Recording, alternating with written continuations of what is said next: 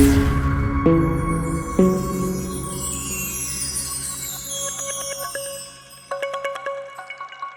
are here with an evening of an engrossing subject, an engaging subject to be discussed among frontline practices in the country. People who've done very effective work in the field of adaptive reuse.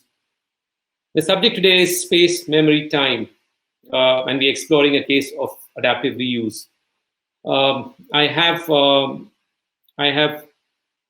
often thought as to what is the responsibility of us architects in the field of architecture and design to try and bring our creativity, our individuality. However, there's a parallel world that exists, which somewhere warrants, somewhere expects us to introspect about our responsibility towards not wasting, sustaining what we already see around us or what we inherit. This year has been a challenge for all of us, and we all know about it. This year also is a time where all of us have gone into an introspective mode. This is one area which will decide a lot of use of spaces, public spaces, as well as architectural spaces in the world that we already have, in order for us to be intelligent, be smart about how we go about using them. To put this together, we have a panel today of three illustrious architects and their practices. And I would like to invite them here one by one. First up is Abin Chaudhari from Abin Design Studio, Kolkata. The studio that believes in... Hi, Abin. Hi. Hi there. The studio that believes in a creative engagement of art and culture into its architecture. It explores materiality and the traditionalism, and makes sure that there's an urban fabric that's weaved into your style of designing, and design engagement actually defines that. It's a design. It's an award-winning practice which has got a lot of recognition and a lot of good work, socially relevant work to its credit. And thank you very much, Abin, for coming in today. Thank you. We welcome you on this panel. Next up is Akshat Bhatt from Architecture Discipline, Delhi. Akshat has been in practice in Delhi, which again is a multidisciplinary practice. In terms of the expression, it has a contemporary expression, which has its root in regionalism in its very context, and that's where the consciousness about design and its relevance comes into play. Akshat again he represents the philosophy of regeneration and reuse of creative spaces, of architectural spaces as well as public spaces, and ensures that there is a lot of sensibility that goes into attempting to find design solutions for what already exists. An award-winning practice once again with multiple national and international awards. Akshat, welcome to the panel. Last but not the least, we have Soumitro Ghosh from Mathew and Ghosh, Bangalore. Soumitro's... hi, Soumitro. Hi there. So, Mathew and Ghosh, again, a 25-year-old practice in Bangalore. Its projects range from urban to research, architecture, interiors, product design. The list is long, and we don't have so much time. Soumitro, it's great to have you as part of this subject, simply because the firm, apart from being an award-winning firm internationally and having exhibited the world over and having been published in a lot of places, in a lot of meaningful, significant publications, is very active into the work of rehabilitation, restoration, as well as regeneration in terms of architectural spaces.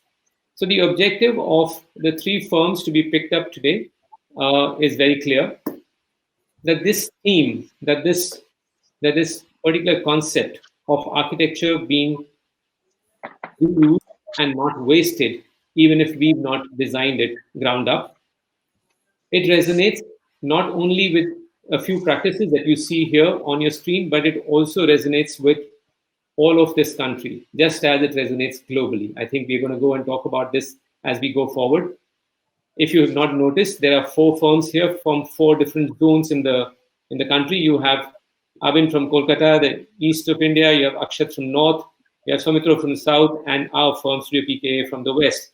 And I think what we are going to do from here on is to have a quick 5-minute presentation made by all 4 studios, starting with us, where we would try and put together our thoughts as well as a couple of projects which have been our intervention in this field before we have the panel discussion open.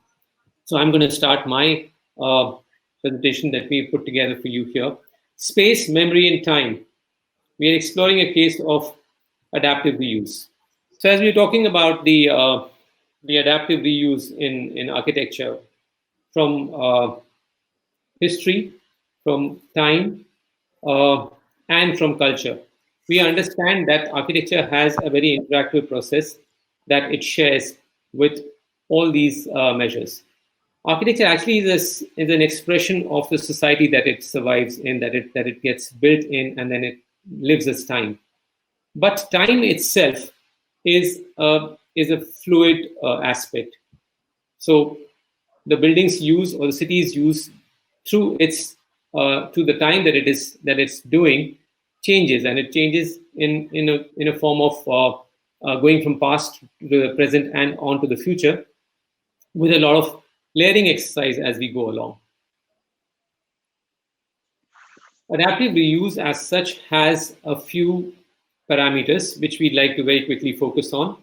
There are many methods by way of which we can have adaptive reuse, whether it's by way of a space, by way of material that we build in, or a certain facade which could be adaptively reused. Now here the players that we can have in the picture again are varied. We have architects, us who are involved in the design exercise. We have developers who the buildings belong to, the government authorities that come in and decide the policies. The neighborhood itself can take a few decisions and decide the course of adaptive reuse, or the ecologists. And of course, the benefits, as you can see, the cultural, the social benefits, or economic benefits are aplenty. Very quickly, just to share with you the various ways in which adaptive reuse can be experienced. It could be by way of insertions or weaving into the existing structures, or juxtapositions with the existing structure, or a wrap around with the new development of the old structure.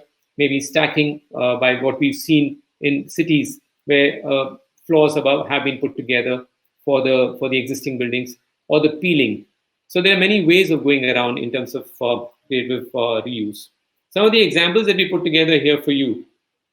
So a palace converted into the Louvre by IMP. The idea was revolutionary, and it was also resisted. But we all know how it has panned out over these decades. And once the pyramid is up, the rest, as they say, is history. Or Musée d'Orsay in Paris, which was a train station earlier. Of course, a stark example of adaptive reuse is Brooklyn. The whole of the neighborhood in New York is getting developed by way of an adaptive reuse. Old structures getting refurbished, getting a new face, and becoming the retail hubs, or the commercial hubs, or the commercial buildings. Now these examples of architecture are what we are living, what we are experiencing in the last few decades. A quick quote: architecture is history, architecture also is memory. And I think that's exactly what we need to explore when we are looking at adaptive reuse as a theme. Some more examples where you have Mews houses in London, which used to be the stables for the royal horses. They are now the most sought after, the most prestigious houses in London. Such a beautiful case, such a beautiful example of adaptive reuse. Or the ruin bars in Budapest, which of course bore the brunt of the World War II and got up from the ashes and actually rebuilt life around them, with them now being the cultural hub, so much so that Budapest now is the #1 party destination in Europe, even above Milan and Paris. And I think large credit to the ruin bars there. The sugar factory in China, or the cement factory here in Spain, which has become a studio for the architect and his residents, are stark examples of how adaptive reuse can actually change the way you look at architecture. The department store in London, an award-winning project, which we had the privilege to see their presentation at WAF, is an architectural studio, but it's a beautifully converted space from what it was.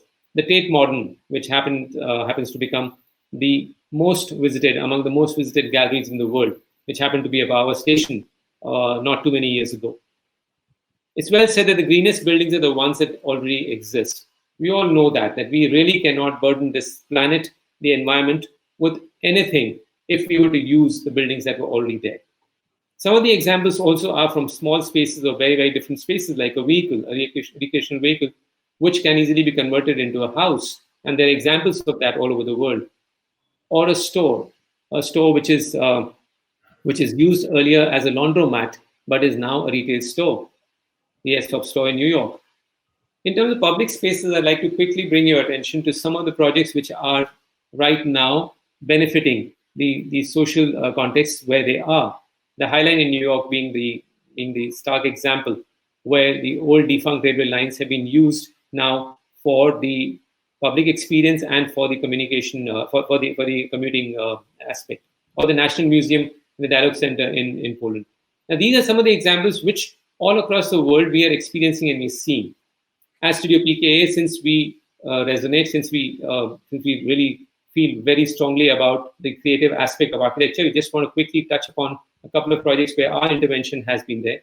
The Loft happens to be a defunct space 5 years back in a 100-year-old building in Bombay, a building that not much of commercial activity was. This is how it was before, when we saw the place and we thought that we could do something about it. And then 6 months later, we had a space which we call the Loft. It's our studio. Apart from doing its aspect of function as a studio, it also is an event space. It's a space where we have events and gatherings and exhibitions, where colleges are free to walk in and out and have a look at how restoration of architecture in its glory, in its full glory, can actually be an aspect that we can be richer with. A retail project in Ballard Estate, a 110-year-old estate from the British Raj time, was like this, which we saw we could possibly try and reform into a facade, trying to create an interaction between the outside and the inside. The buildings are beautiful. Imperial architecture, of course, doing its number there. But with a bit of intervention and sensibility, which is in the right place, we could try and get the soul back of these buildings and creatively reuse them. In this case, a furniture and a lifestyle store. That's Tiano for you. The estate is another project that we have taken upon to see if it can see the light. We have understood that the estate, Ballard Estate, happens to be the public space which has got a lot of functions in terms of its commercial activity, but it also has unused spaces. So you can see the way Ballard Estate is being used today. However, it's spaces which are within the buildings which have the courtyards and the defunct courtyards do not have a way of public use. What we're trying to see is that our intervention give life to these courtyards by way of interactive spaces that you can break out to. You could have cafeterias or breakout zones or meeting spaces, or simply green spaces to go and enjoy for the people who have spaces looking like these, which could very easily be used as creatively as this, where we can have performances or cafes or hangout zones or walking spaces, gardens. And that's a pursuit that, as a firm, we've tried to see if we can get the authorities or we can get the stakeholders to get conscious about that aspect. So, having run through some of the projects, I only have touched upon this subject today, where I would feel that we can possibly try and, let me stop, and get the, can we have the panel, please? That we can try and get a certain trigger going for all of you to come up with your thoughts, your presentations. And we would be very, very intrigued to know how in each of your own zones, in each of your own areas, have you touched upon a subject like this. I'm going to invite Abin in the same order to come in and talk to us, share his thoughts, his ideas, and also his presentation. Thank you. Yeah. So, as Puran, thank you, FOAID, and all the friends, Puran, Akshay, Soumitro, and a very interesting topic is adaptive reuse. Uh, and on that basis, I'm going to show you one small project that we have intervened outskirts of Bengal. So it's kind of an example of how a kind of situations in terms of an context and an a building was there, and how you utilize those building as it is and create those spaces in terms of idea of space, idea of context, and idea of probably the the requirement of the clients. So this is called House of Sweeping Shadow. It's kind of exploration of the juxtaposition of an kind of an space that really kind of an intervention in the structural methodology and materiality and other things within existing structures. So in our contextual understanding, how we have envisaged as at rural Bengal, we have seen this kind of building in many times, and there's a hut which a thatched roof, and if you see the screens, which is a kind of expanded threshold, which is a semi-open space which is made with the bamboo, and it's very interesting. So in a house there'll be a kind of veranda, and that can be also guarded by an kind of a screens of bamboo which create a kind of insecurity. Also it's acts as a ventilation kind of screens also. In the night time people can sleep there. So it's a very interesting, but it's an expanded threshold. So on a similar kind of idea, we try to explore in the house. So when the client came to us, so he has already made this building for I think 7 years back. It's not an old building or not neither heritage building. So he helped with his father and the local laborers and the masons. He created a kind of small house, and he had to make this building and completely different. So the whole idea was the son, he wanted to break this building, and we almost agreed on that.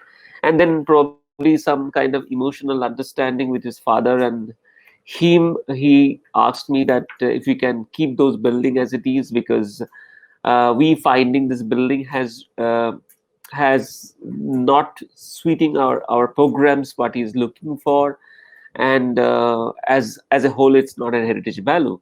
So so in terms of really deep interrogations and kind of an investigations through this kind of idea of space and idea of context, we thought that we keep this building and we try to capture how the space can unfold within the space, and what we can offer them within keeping this building as it is and extend rest of the things.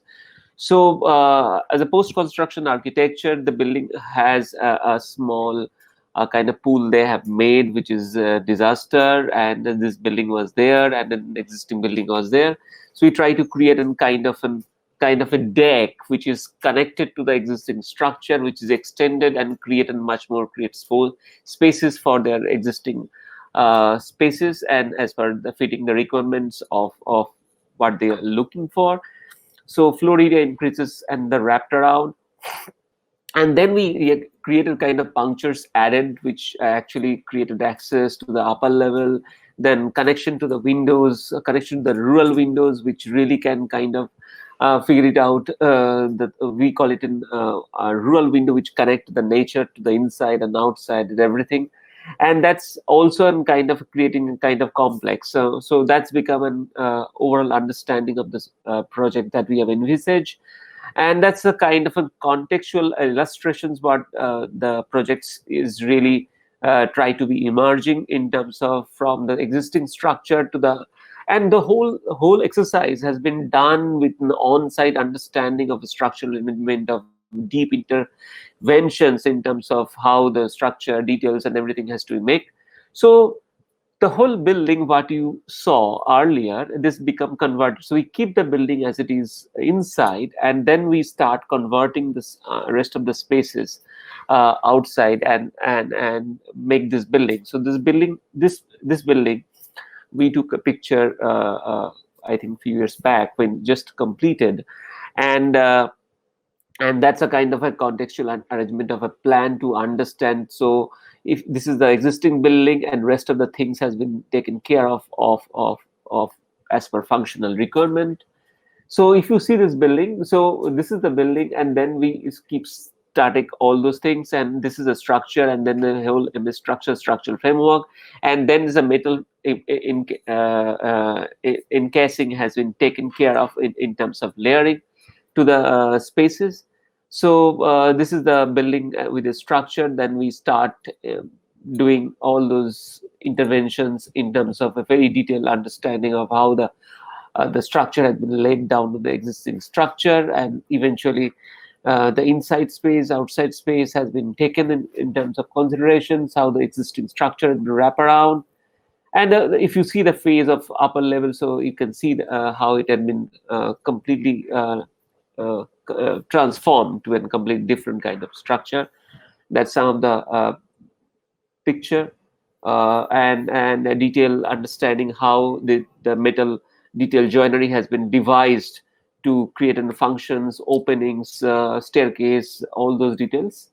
So these are the few details, and we keep house of sweeping shadows. It's really amazing of inside when the sun moves and the shadows comes through the floor, and it's really very, very interesting. So outside view, the entrance, when you're entering from, there'll be an right hand side the entrance, also a kind of a very interesting frame that we have created, and some small gazebo, the rest of the buildings. And this is a very recent picture, and where the whole building, what we have envisaged, should be a kind of a growing, kind of filled with a lot of trees, creepers, and around this whole spaces. So it's becoming live right now. So buildings start understanding what we are really envisaged. So the whole creepers are taking shapes in terms of our screens, in which created very, very interesting. So if you see that, there'll be very interesting shadows also from inside. The creepers start growing, and the left hand side, so the existing building, and we just use metal, nothing.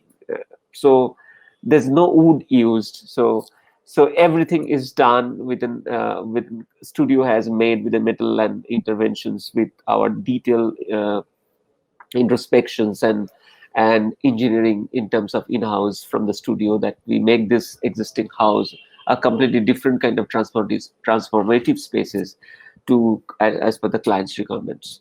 So thank you, and that's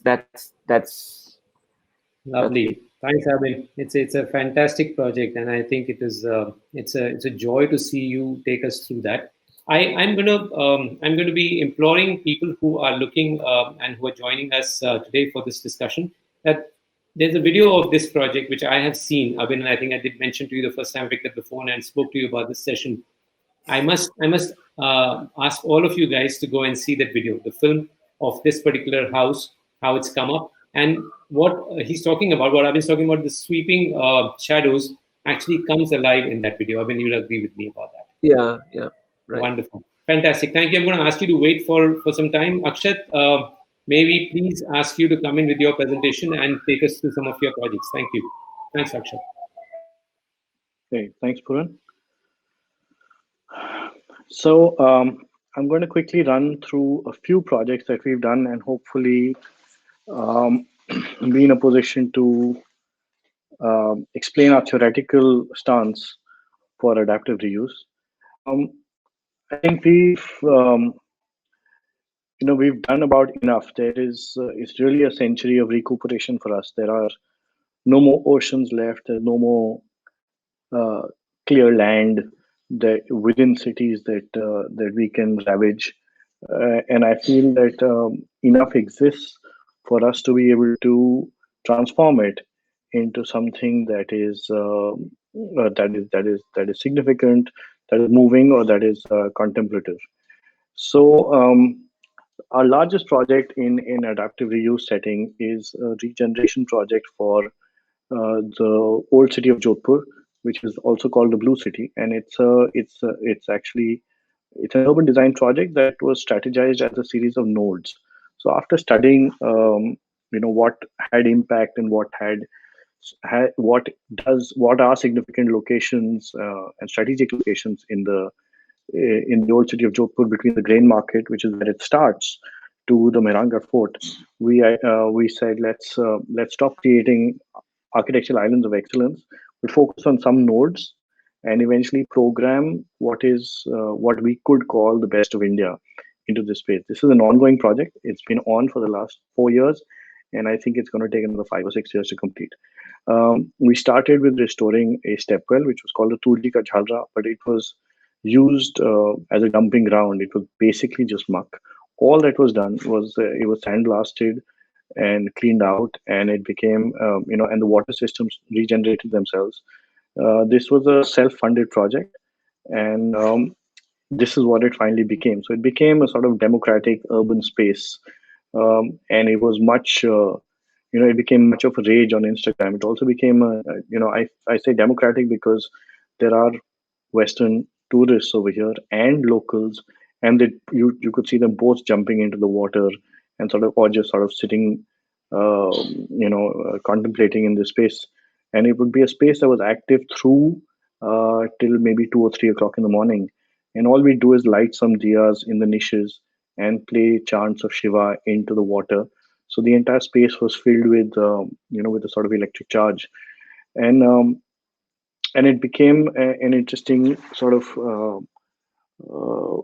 urban space, and people in the neighborhood started taking pride in the neighborhood again.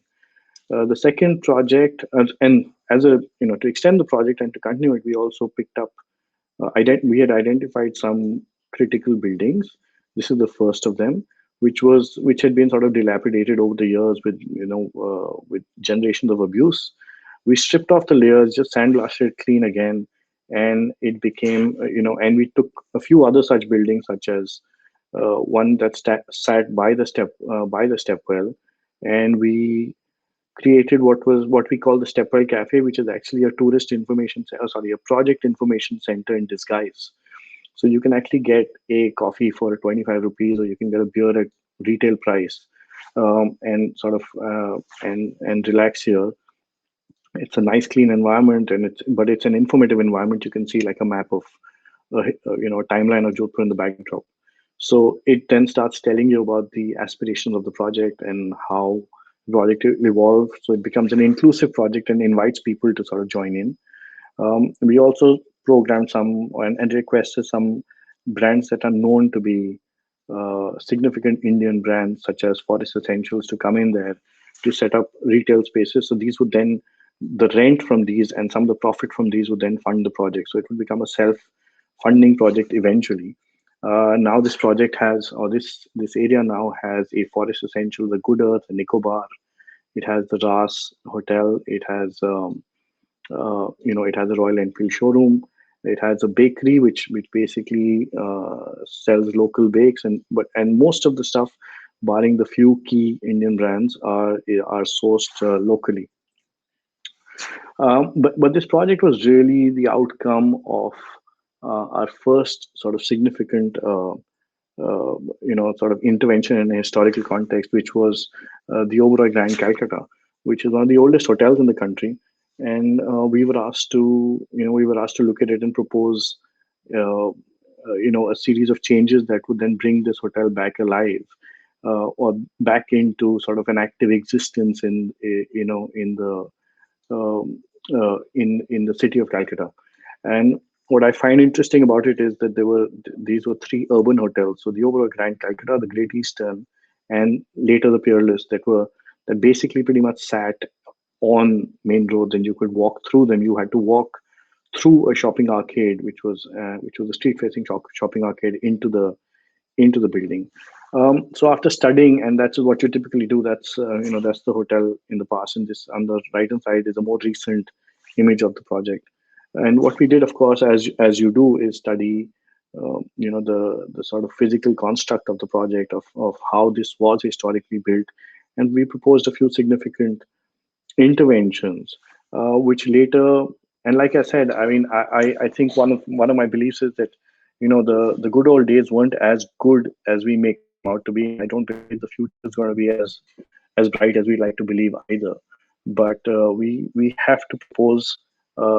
We what we have to do is we have to keep addressing change, addressing future, and keep moving forward. Um, because eventually, architecture and cities are juxtapositions of of buildings and design intervention across different time periods. That's what we read. So we decided to do a contrast in composition, and of course, this particular strategy can be well, we can agree with it or we can disagree with it, and we can propose multiple alternative strategies. So I'm sure along someone in the future will come up with another one that's a strategy that we haven't experienced or seen before. But this is the position that we took. We punched a large skylight open, but the entire project was, well, barring the civil changes, was actually made in Manesar in a factory, including the jack arches and the walls and and the framed art, which is actually Calcutta and Bengal School from a family collection. But all of it was pretty much fabricated off-site using CNC machines, and the analysis for these sizes was done using some parametric and computational software. So basically, it was a series of site visits and measurements and surveys, and it made a case for sort of creating traditional-looking forms without actually using any craftsmen, because we could not possibly achieve the precision and the timelines if we were to go down that path. And this when we did this and we realized how cost effective this interior project could be with a very high spec, that's when we said, maybe we can start an intervention in smaller existing contexts, which could then be done reasonably inexpensively and would be very effective. So it's a bit like a Robin Hood approach, learn from the rich and pass it on to the ones who can't possibly afford your service. There are a couple of others. I mean, this is the more recent one. This project was a sketch. It was a random idea with someone came to us and said, I have an old building and I want to bring it down. It was in a dilapidated industrial estate, and it was ravaged by monkeys, as you can see in this image. It's called the Raj Republic, and when this client came to us and we tried to understand his requirement, let's just keep the building. Why should we scrap it? Instead, let's wrap it. Give it like almost like a protective armor because the surroundings are fairly acrid. You see some trees, but you actually realize that most industrial settings are actually just acrid environments, and you don't really want to look out. So we said, let's, by wrapping this building in a sort of, helmet or an armor of sorts, maybe we would be in a position to give it a lease of life for another 15 or 20 years. And that's what the project became. It became a sort of transformer for us.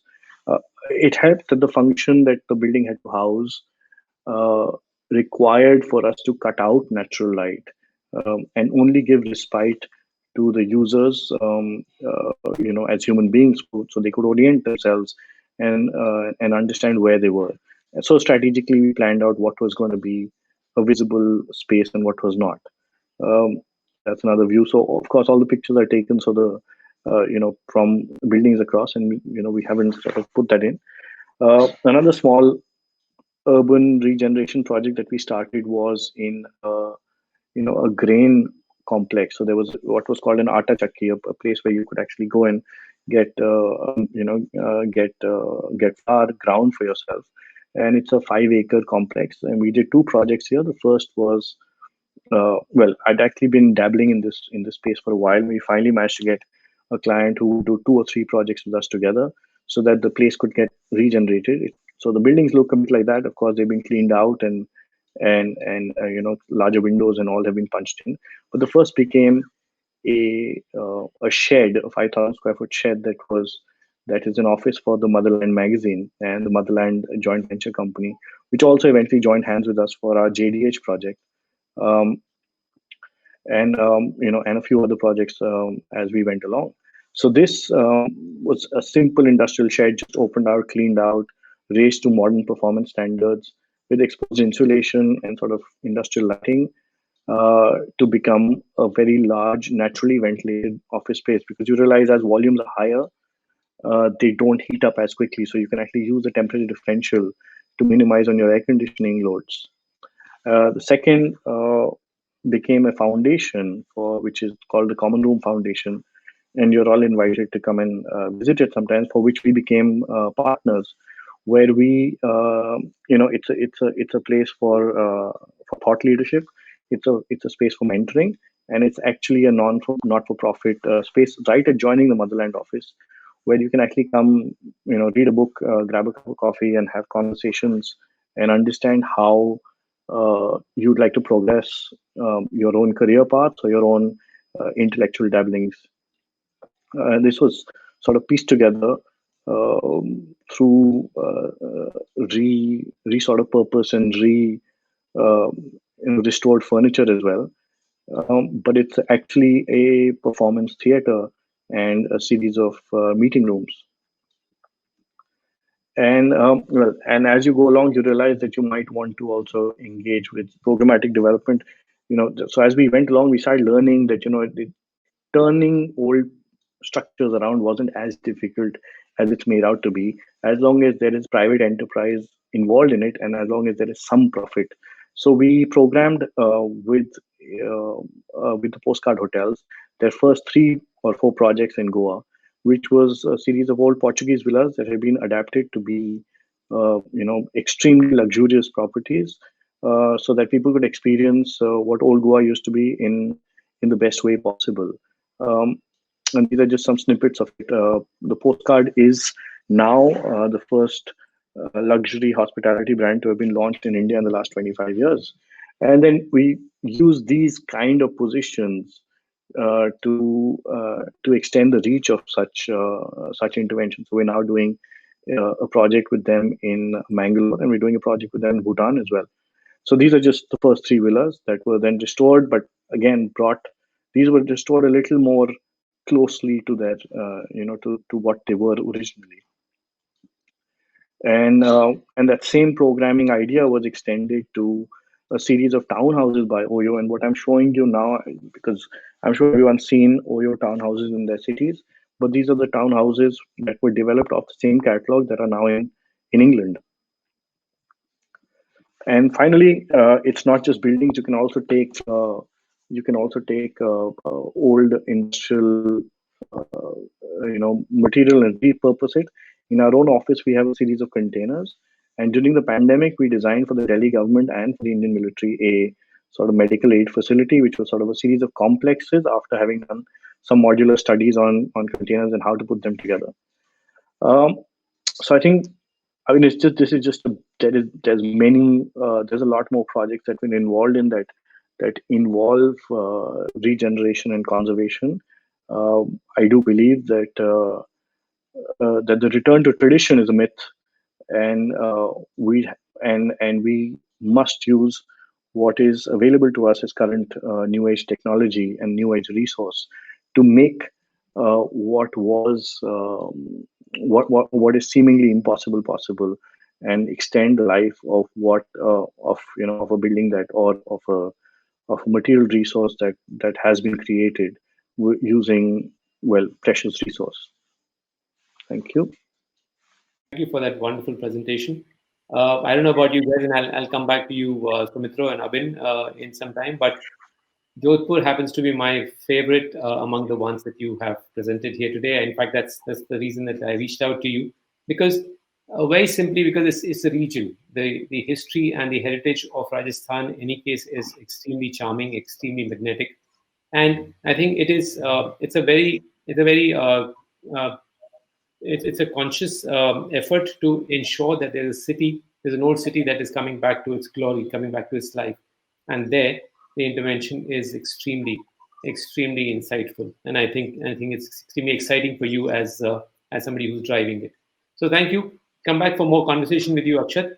Soumitro, may I please invite you to bring in your presentation so that we can see your take as well as your projects.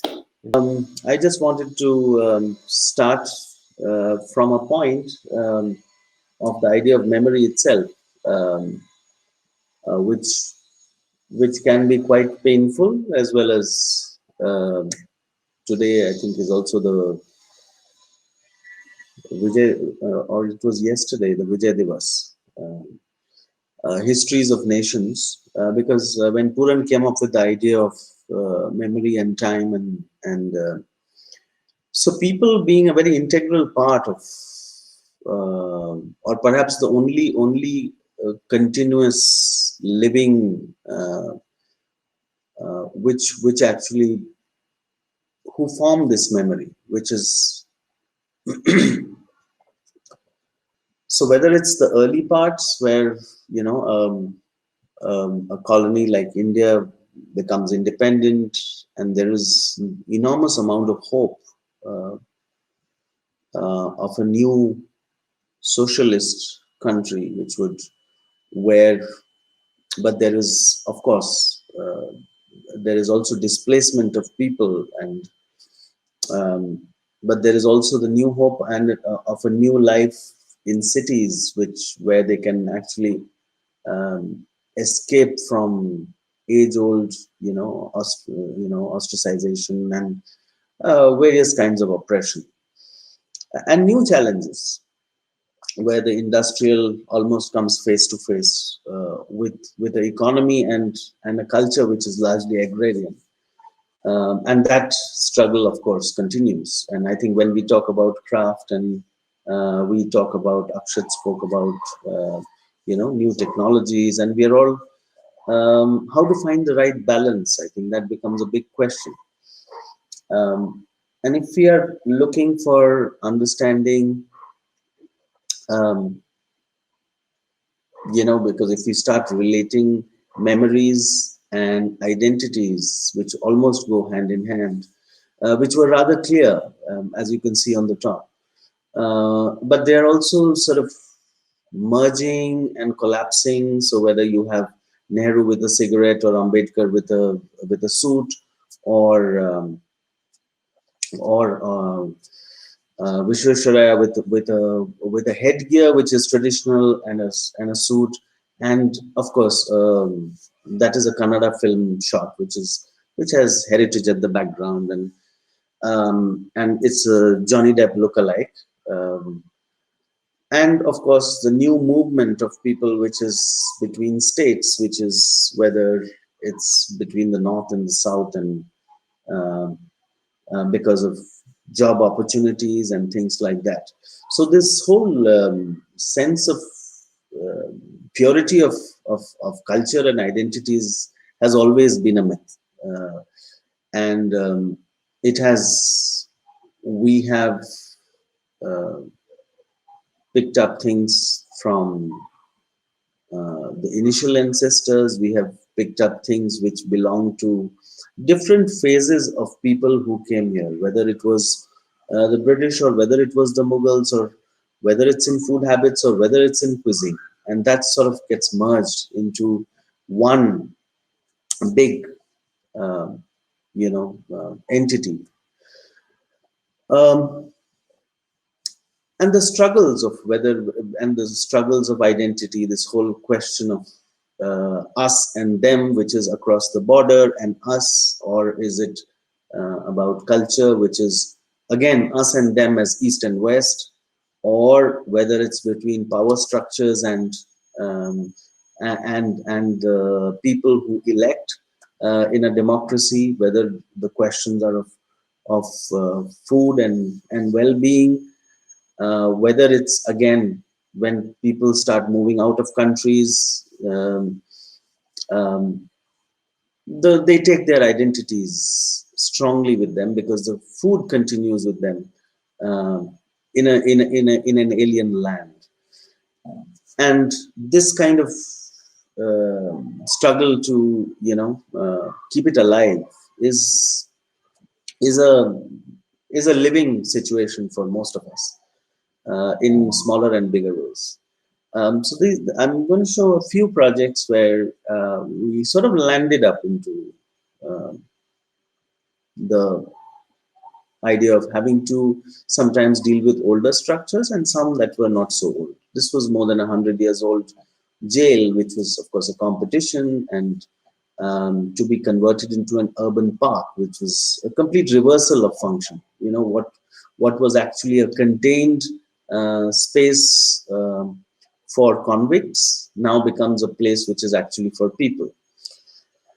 So this is a kind of mix where the attitude that we took at a conceptual level was about making the central space, which was actually for surveillance, where the tower was, now actually became an anchor point, almost like a bell tower in a medieval city, and with an open space around it. So you try and demolish the structure of imagination itself by overlaying a new pattern. Although the older buildings remain, but the way you move and the way you perceive now is completely modified. So with these, this was of course, I think possibly this is the largest project in terms of area. It's almost 20 acres of land in the center of the city, and its transformation has the old and the new. So this actually raises questions of when we talk about conservation, when we talk about heritage. And as we saw, I think in very interesting examples from Abin, which is not a heritage building, almost ordinary, and how does one deal with that? And excellent projects from Akshat, where he tries to overlay, and I think possibly this has certain shades of that kind of strategy to overlay and let the both sort of coexist. But I think the leveling factor, and I think to make it absorb within the city is only possible when people are able to connect with it. And I think that's what really is the cognitive identity becomes the biggest question. This was a little parish hall which was right next to a 200-year-old church, the most famous church in Bangalore, which is the St. Mark's Church. So this parish hall, which is in yellow color, and we were supposed to make an auditorium above it.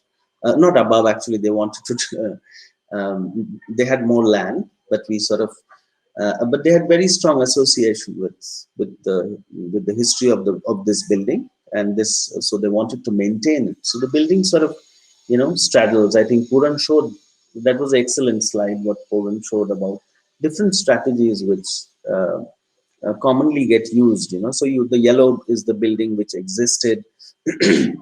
Something else actually is now sitting independently and above it. But the beauty, I think, here was interesting space was actually in the middle. So the roof actually became another floor. So that floor can actually be used, which is under the new building. So between the two, you get this, and you have this, incised connection, which actually opens up to the apse of the church, which goes through the building. We did a project along with Götz Hagmuller. He's a wonderful Austrian architect who's lived most of his creative architectural life in Kathmandu. Has done the wonderful museum at Bhaktapur and the Patan Museum, and we partnered with him during the initial. Because I personally did not have that experience, and I think the client did know him, and so I think we partnered together at the design stage, and then we took over.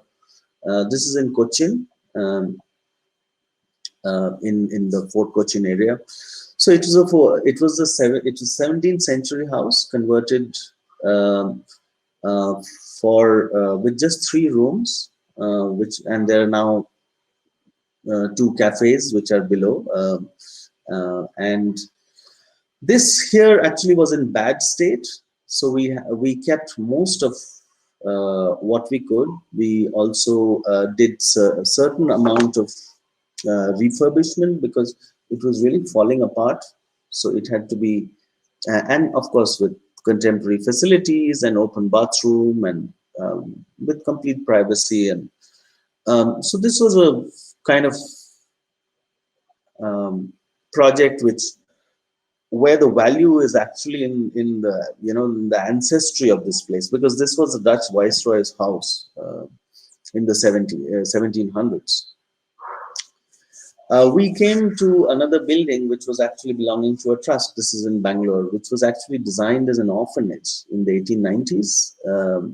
And on the left, you can see the two images of the condition of the building. And of course, you can see what is on the right after doing it up.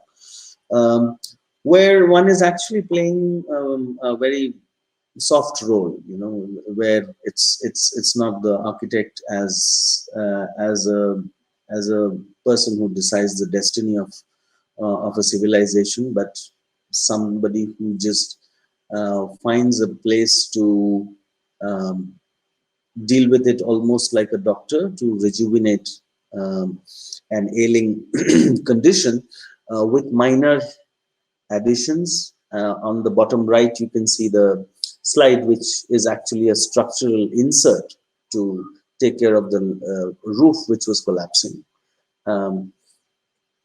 Just modulated.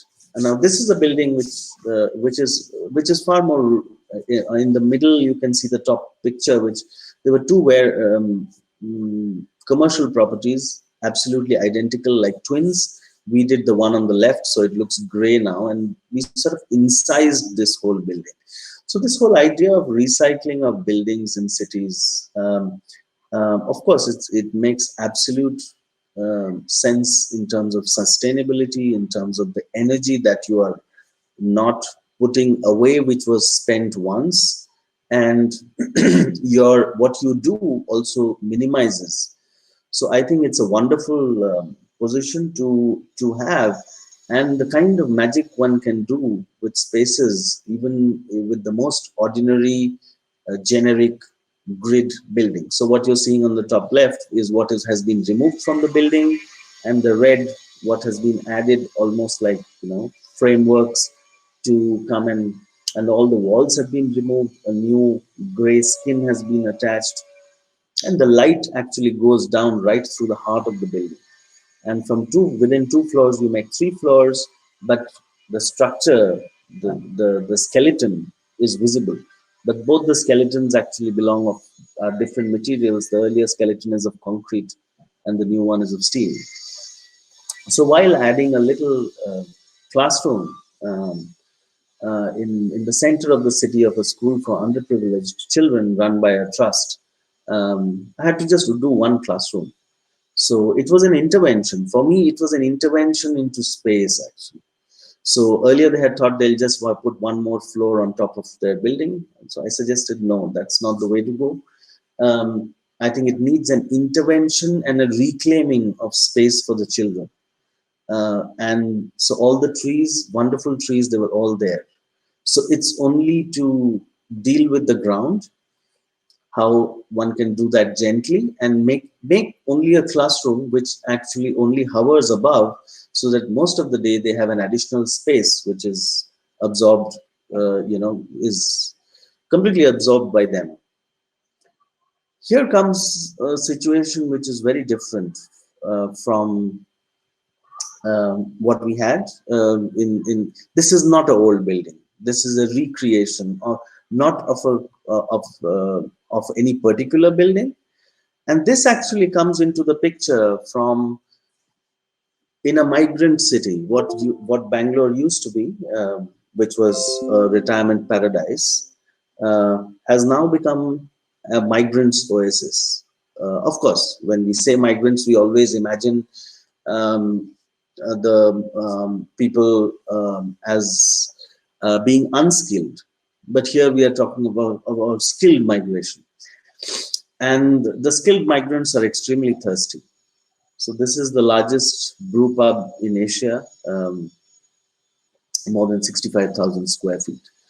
It creates an identity out of old materials, which are picked up from different places. But what it does is actually creates a place which is like many other places.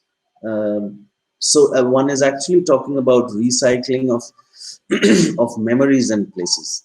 So whether it feels like a village square, or whether it feel which is either in Europe, or whether it's in Rajasthan, or parts, so in some ways very eclectic, but of course, or whether the bar, which is 2 floors tall, looks like the organ of a church.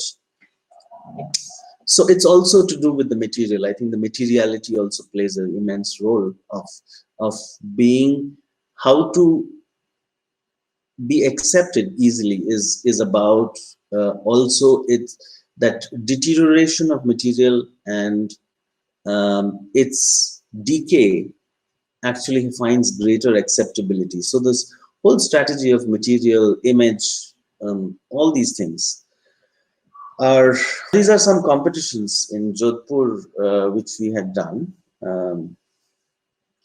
Again, I find it fascinating actually that I mean, in the harsh climate, how does one look at public space and shade and um, the immediate context of the proximity of the Mehrangarh Fort. This was within the fort. This is this is during the competition, and the kind of uh, coexistence of different cultures and people from different places and time coming together. This being another in Hyderabad, in the Qutub Shahi complex. Um, uh, One of our proposals.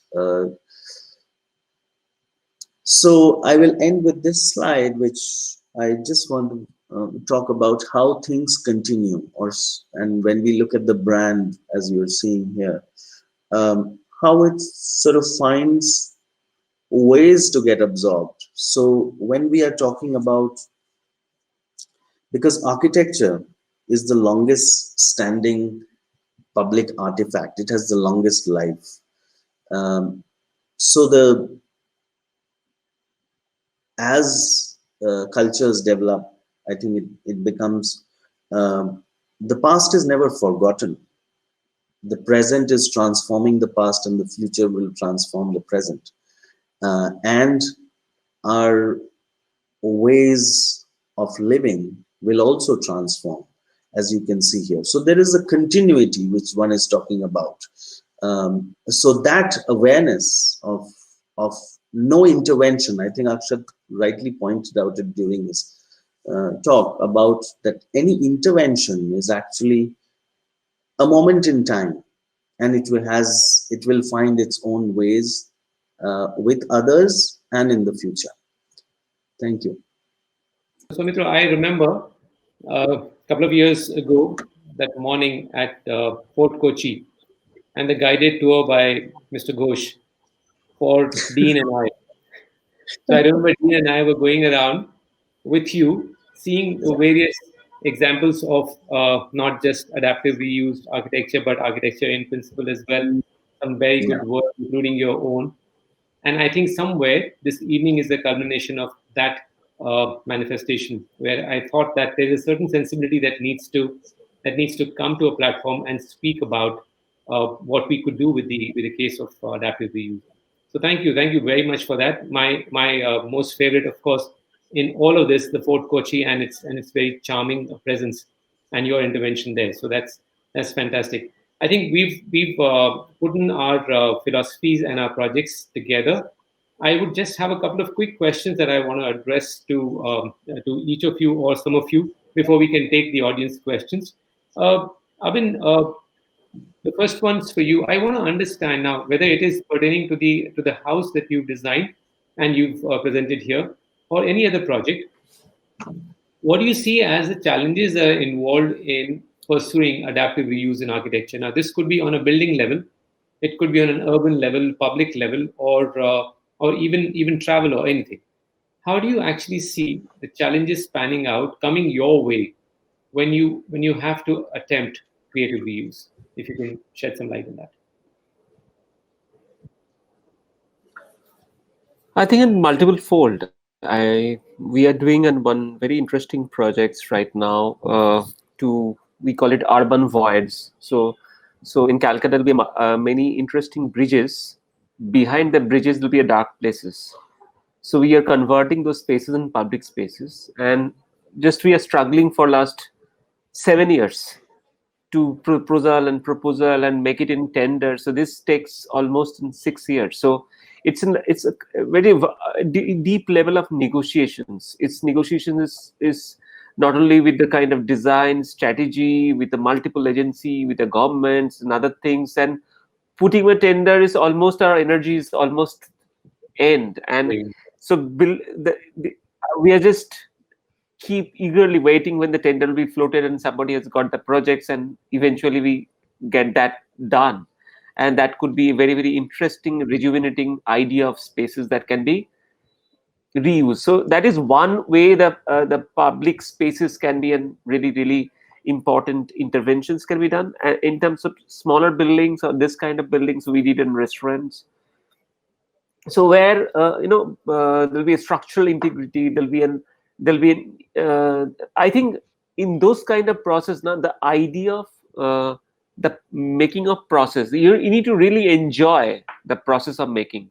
You need to really enjoy the idea of materiality, how this is the material reacts. So exactly what Soumitro says, it's like a doctor. You are acting as a doctor, where you are healing patients, and you try to put medicines wherever necessary, and an ideal doctors. And that involvement, that commitment has to be there, and that's a challenge. And that is the kind of an I think important aspects, I think, need to be overcome. And if we gone through it, rest of the things can fall in. Well said. Akshat, I want to pick your brains on this. I want to know, let's just say something like Jodhpur, if you had an urban project and you had the neighborhood, if you were to pick one of the challenges that I'm going to maybe lay it out for you, the economic challenge, the mindset, the red tapeism, or the patience, or just the sustainability with the concept,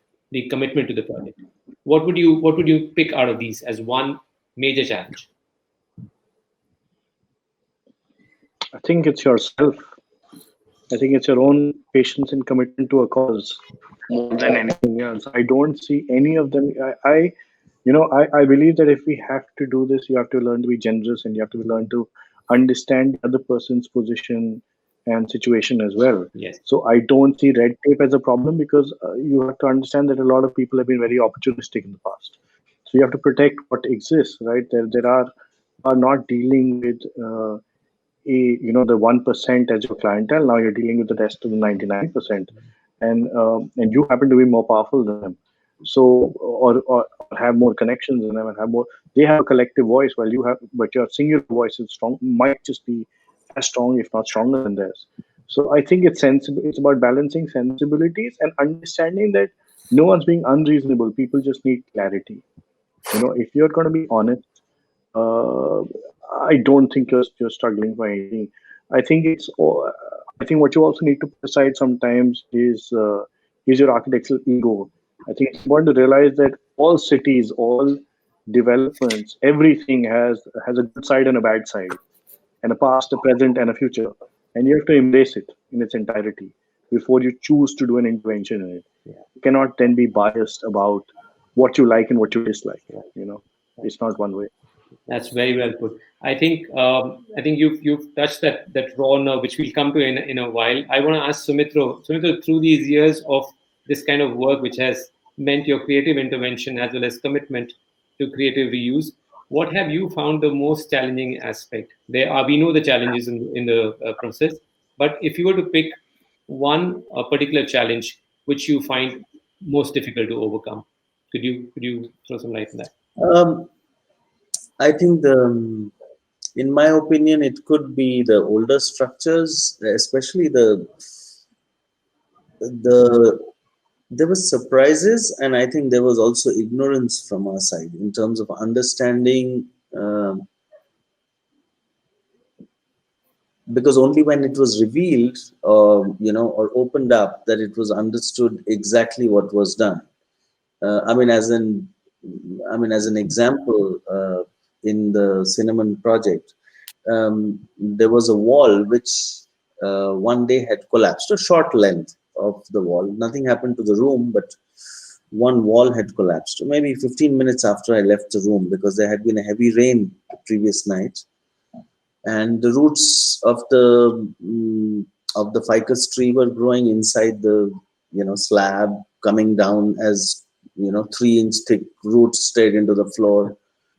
We realized that it was a 2-brick wall, but there were 2 parallel bricks. There were 2 single bricks made like this with 0 bonding. So I don't know how that happened, and who decided that.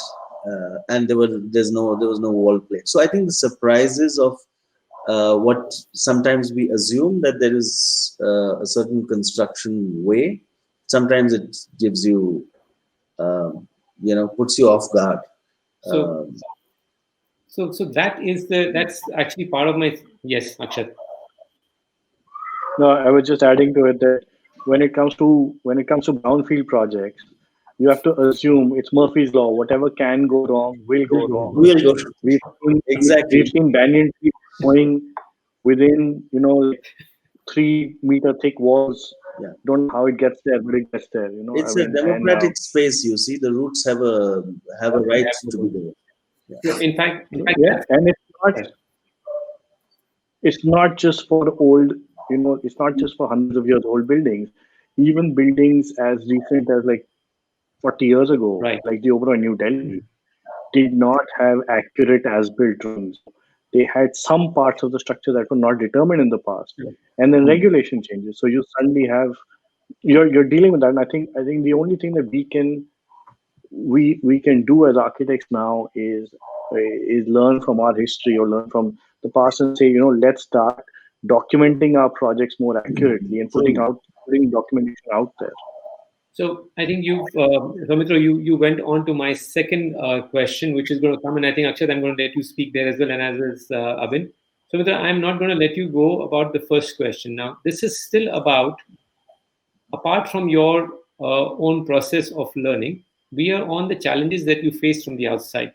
I think one of the reassuring thoughts here from Akshat for the young practitioners, students, people who would like to take up work with a certain conscience and with a certain sensibility towards adaptive reuse, is that he finds the challenge being your own commitment, sustained commitment over a period of time. I think that's a big takeaway from this discussion. Yes. If you have that commitment, you will find a way. I want to know your biggest challenge, which you faced either from inside or outside, not about the learning or the discovery, but actually the challenge that came your way. It could be the economic challenge, it could be the authorities, it could be, and you can talk about any particular project or any project. Right. So I think there was the Freedom Park, which was, of course, won through a competition. So interesting anecdote, because the commissioner, it was a fairly low fee, but so then he was sort of comparing the fee with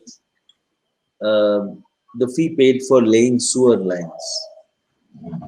So, which was interesting for me, and that fee was, of course, very low, because sewer lines are very long and quite expensive to make, so it works out. But that apart, I think the challenge is,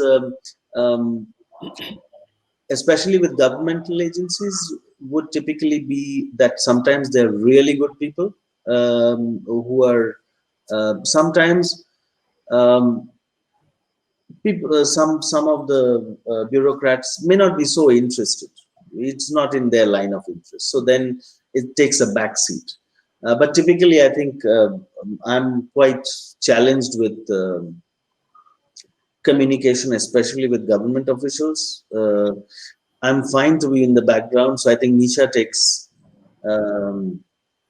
initiative on the forefront. I continue working on the project and in the background, because I just can't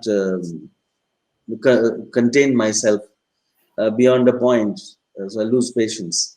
So although I'm very patient about the project, as Akshat said, that one has to have patience and commitment, I'm fine with that. but I just find that I need to withdraw from that. So I think that is the bigger challenge, uh, typically. Right. Thank you. So the next part, which I think we traded upon, and I'm going to come back to that. Abin, when we are involved in a process as an architect, and you're involved in a process where you are attempting not to build, not to design, but to actually use what you have seen, what is being used as something else, and you're trying to recreate it in your own way. Uh, how does it lend to your own knowledge, your own processes? Does it make you a more sensitive architect? Does it make you a little more knowledge architect? Does it make you how does it enrich you in your own processes? I mean, if you can just let us into Uh, your thought. if you just explain to me and question it with an example, so So let's just say you did this house or you did another project where you took up on a space which had been designed by someone else and had been used for a certain period of time, and you step in and you're driving this now into its new transformed avatar. During that process, what is your takeaway? So we all know that every project that we design, and we design ground up or we design from scratch, has something that it adds to us in terms of our knowledge, our learnings, and our takeaway from that process. Now, this process is a little contaminated, if I may use the word. The project is not yours to start with, but it is definitely getting its new avatar or its new form through you as a conduit. I How got it. does that how does that make the learning different from designing a new project, or does it do nothing more, nothing different? What does it lend to you? No, I think one is the deeper observations is more required for this kind of adaptive reuse kind of projects, because of course observations isn't one of the key attributes of our process of designing. But I think when you are taking care of an existing special quality of someone has already built or that has been created or it be dilapidated, so there'll be a many level of understanding and interventions probably required. So some way it will be in kind of an structuring your own ideas through those parameters, so their parameters has been really laid down and you can Right. think and different ways. So that could be a very interesting positive part. The negative part, of course, because you are not starting a zero down, so it's a very interesting way. So both are equally so challenging. Either you have a one suddenly on balance. So I really feel when somebody has coming out with me a really large plot and coming with a small bungalow, I really don't figure it out how to start. So but if it is tighter side, I feel a lot of challenging because it has a lot of guidelines. And so same way that what you saying, that it's there will be a conduit already laid down, so it's kind of a starting point was there, and it will be much nicer to start. That's the positive part of this kind of Sure. project. Akshat, I think we've already heard you. Is that what you are endorsing? That it makes you a better human being? It makes you a little more sensitive towards what you acquire, what you inherit? No, I actually think that one of the objectives of architecture is to humanize buildings, right? That is really what we have to start out with doing. But that's not the only objective. Is to use, I mean, we're all trained to use our constraints in a manner that can be helpful and useful to the design. Um and often we turn those constraints upside down to set up a dialogue, right? To set up a more meaningful conversation, and that's what building in an existing environment or building in an urban environment is about. It's not about making a perfect building. It's about creating beauty through scale, rhythm, expression and construction. And to set up, especially when you're doing brownfield projects, it's about setting up dialogues for continuity, possibly contrast and future suggestion. Um, it's about continuity through build form eventually.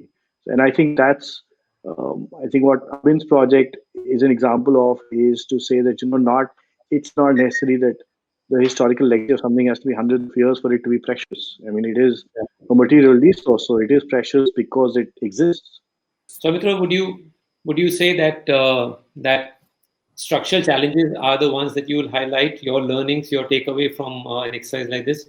Or would you want to add something else to that as a vertical? You're muted, You're Soumitro. mute. Yeah, I wanted to come in while Akshat was finishing uh, about which is actually related to how we sort of have all studied in different schools, and I think there is actually a considerable gap in our learning of the history of technology in some ways. And in a culture like India, or a place like India, which has had people from all parts of the world, whether it's from the Persian side or whether it's from the side of Europe, um, so all they actually brought their generations of learning to a culture which had its own practices. So I think it's talking about material, detail, and process, uh, which I don't think we have looked deep enough into how they all differ from um, from one place to another. And I think that's a very interesting space to look into, because it talks about material and also about an architectural language which emerges from that. So I think there's an interesting space there of learning. Wonderful. So that helps. My next question, I think I'm going to start with Akshat.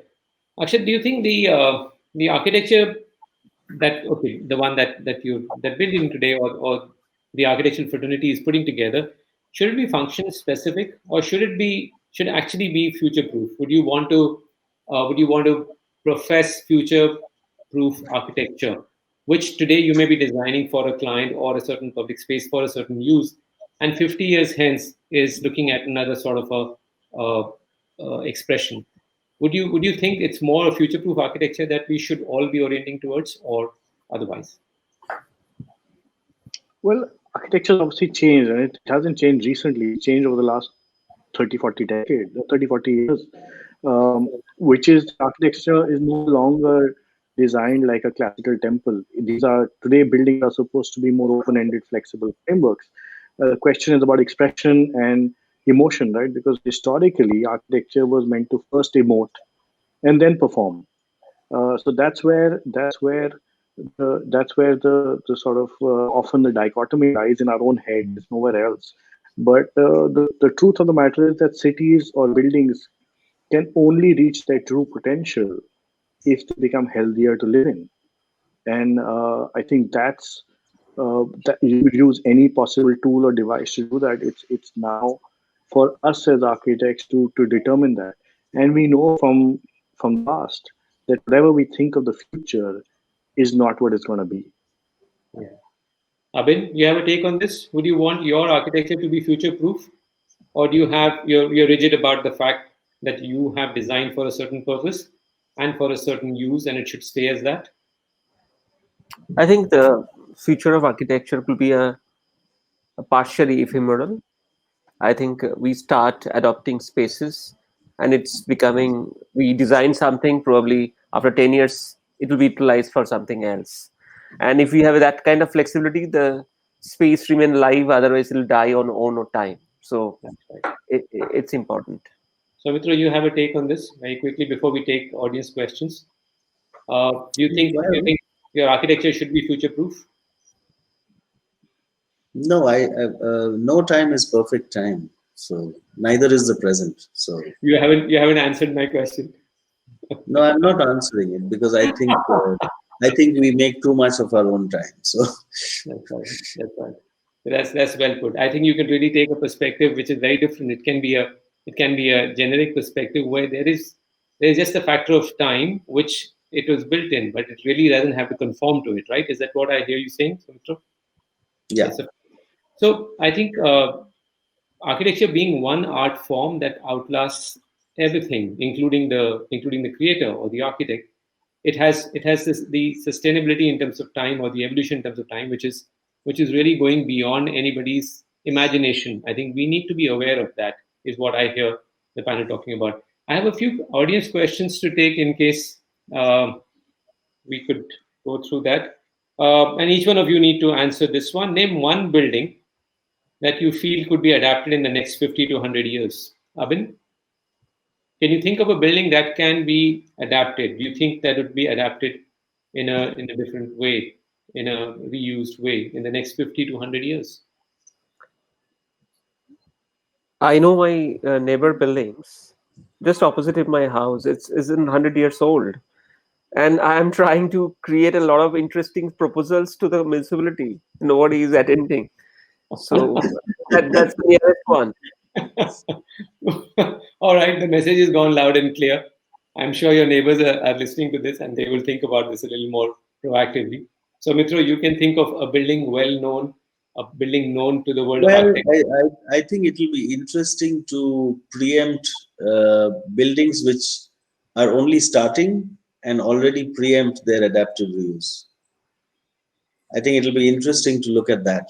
Then I think one is crossing the same time while one is happening, and you're already imagining its transformation. I think that will be an interesting space. But do you have a particular building in mind that you can Maybe the new parliament, yeah. Okay, we will move on. Akshat, you can think of a building which you think will think. I was kidding, Puran. I was kidding. I think any building that will exist over the next 50 to 100 years will be adapted. As long as the building stands, I mean, as long as this physicality remains, it will be adapted into something else. I was coming to that.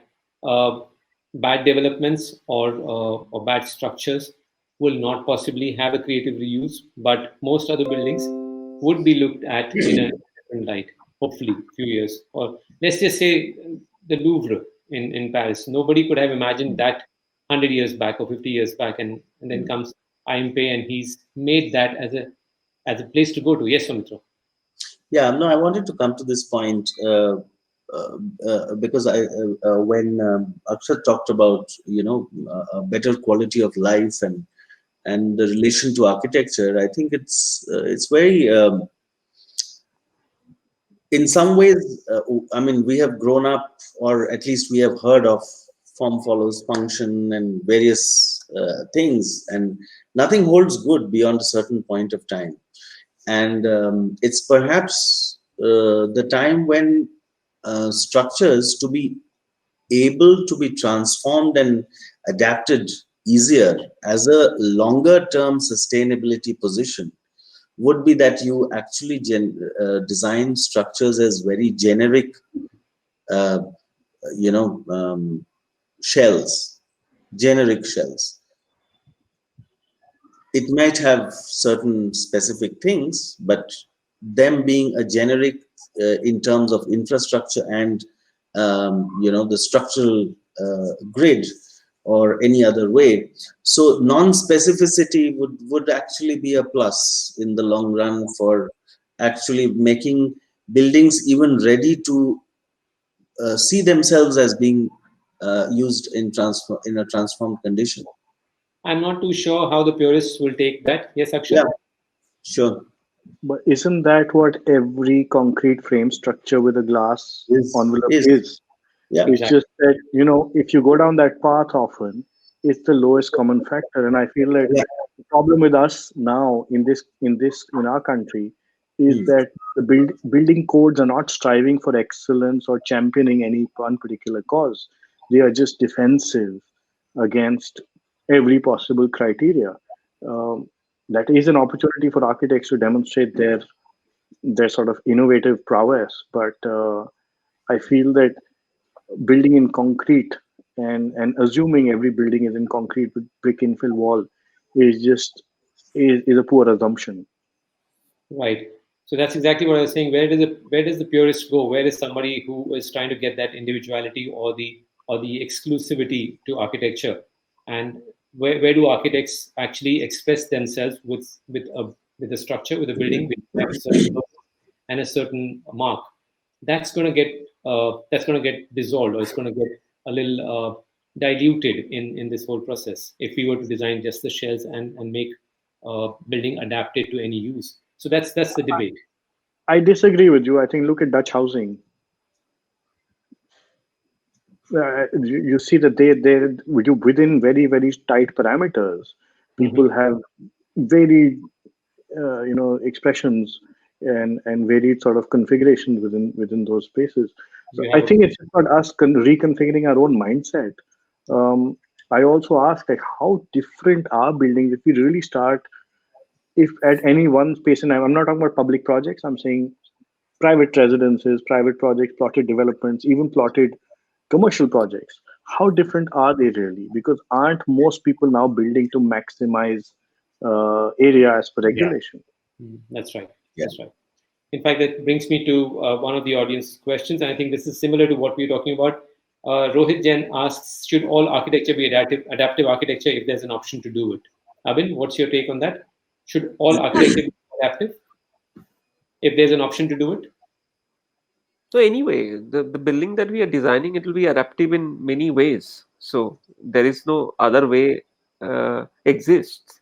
Soumitro, you agree? Should all architecture be adaptive architecture? Yeah, I think especially at this time, I mean, after this COVID time, I mean, we've all become aware of suddenly, I think we know our homes for once, because otherwise we live there, but we never know it.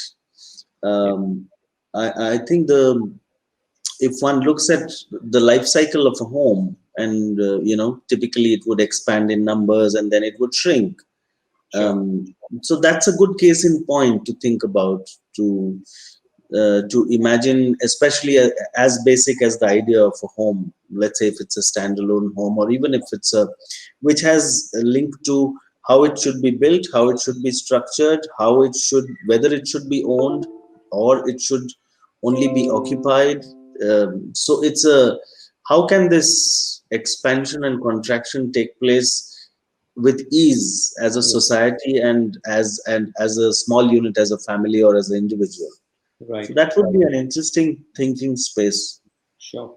I'm going to take one last question from the audience. It says, this is Ankita, says, we've usually seen adaptive reuse being done in big budget projects and brands. Why do you think this is, and how can we change that? Ankita wants to know, can we have a small budget project which could be an adaptive reuse project? Akshat, would you want to go with that?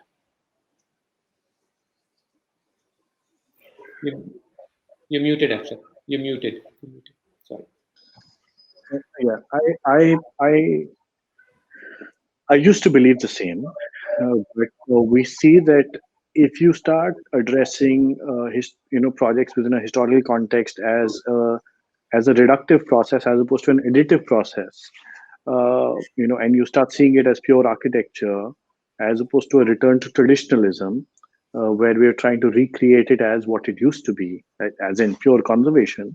You can see it as a very cost-effective way of inhabiting and making existing structures or dilapidated structures reusable, and for a long duration of time. I think that our industrial project with the steel wrapped around it, and it's not even Corten steel, is one such example. It was done at a very, very frugal cost. Even the flour mill projects were very, very frugal costs, and they're very ordinary buildings. They're 4,000-5,000 square foot projects. So there's hope there. Abin, would you say that these need to be big budget projects, or we could look Not at necessarily, but budget is a very subjective. I think very smaller projects. Sorry, should young designers and architects be actually looking at adaptive reuse projects and not get deterred purely on basis of budget? That's the question I think that's come out.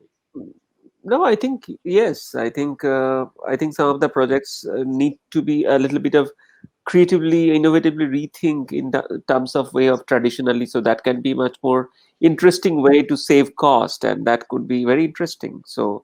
Sure. So how you approach, and it also comes from how you involve and observe and investigate the whole process of making. Sure, Akshat. I think I think budget is secondary. I feel what young practices and individuals need to look at and need to understand is that you have to build responsibly. You have to build your interventions have to be for at least a few generations. It can't be a 3-year process, right? Oh, I want to save money, I want to do this. So and remember, fundamentally, architecture is for the safety of human life, not just the core inhabitants within your project, but also the ones who surround it. And not and now, and I feel that if it's only going to perform that one function of safety, then it's not enough. It has to also provide some delight to people around it. Sure. So, Soumitro, you have something to encourage the young practitioners who may be looking at adaptive reuse?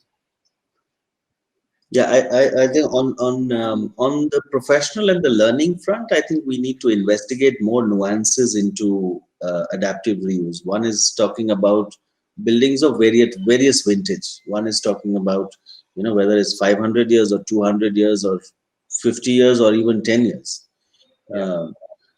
So I think those nuances need to be theoretically, I think we need to thresh out a little bit of thought, because a lot of the city is going to recycle itself and begin to do that. So it will actually become an increasing practice.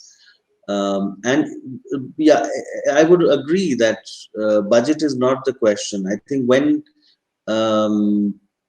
the project is small, I guess it needs more numbers to gather momentum as a place.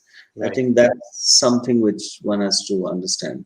So I'll second that as well. The budget really is secondary, where we feel that, and we've had an experience on creative reuse projects, where we feel that your heart needs to be in the right place. You really need to get your commitment, as Abin said, into the project, and then work around with the means that you have and ensure that the client is entitled, or in case of the public space. We need to keep at it. As Abin says, he's been at that project for years. We, in our own way, have proposed the estate. We've talked about it in colleges. We've had our own conversations about it. We've spoken to professionals. And it's about the stakeholders now for them to understand that city needs spaces that need to be reused and not underused.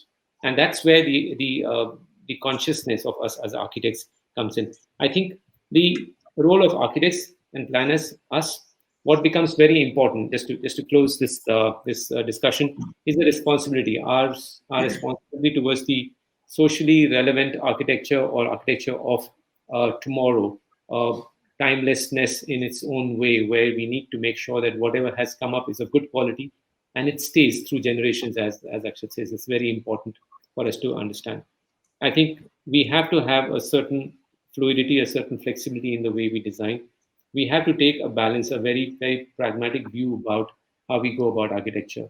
We have to assess, assimilate information, as you say, okay, gather knowledge, we have to optimize things, and then adapt. I think on this note, this reflective year for all of us leaves enough to reflect about this subject as well. I thank you all, Abin, Akshat, Soumitro. Thank you very much.